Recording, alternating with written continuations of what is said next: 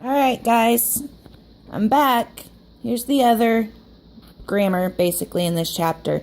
It's irregular yo verbs in the present tense. See, some verbs are weird just in the yo form, and the only way to get them into your head is to practice them and memorize them. So the first ones I'd like to refer to as the G unit, because they all have a G in the yo form. A lot of teachers refer to these as yo-go verbs, whatever floats your boat to be able to memorize these. The first one's hacer, which is to do or to make. So the yo form's funky. It's hago.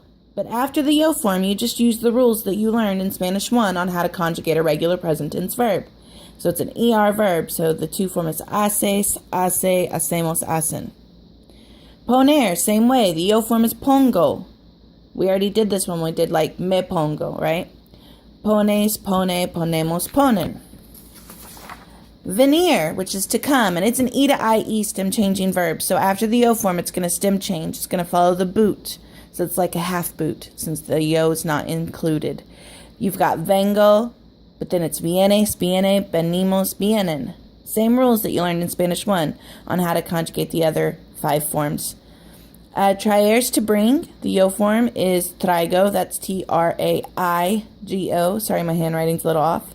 But then after that, you just take off the ER and add your ER endings that you learned in Spanish 1. Traes, trae, traemos, traen. Salir, the yo form is salgo. Then sales, sale, salimos, salen. Decir is digo. It's an E to IE. It's an E to I stem changer as well. So the yo form is digo, and then you have dices, dice, decimos, because we don't stem change nosotros, and then dicen. Tengo comes from tener. You should already know this, but it is an irregular yo verb that's E to IE stem changing. So tengo, tienes, tiene, tenemos, tienen. So that's part of the G unit that you're responsible for this chapter. There are more, but those are the ones you need to memorize so far.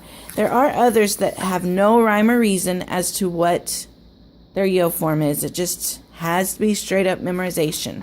They don't fall anywhere. One of them is dar. The yo form is doy. Don't ask me why, it just is. But after that, you just conjugate like you would any other AR verb. So das, da, damos, dan. Saber, which means to know information, like facts. The yo form is se. S-E with an accent. One of my biggest pet peeves is kids trying to say sabo. That doesn't exist. After the yo form, though, just take off the ER and add your endings like you've been doing forever. Conocer is to know people or places, to be familiar with something. So the yo form is conozco. Notice the Z.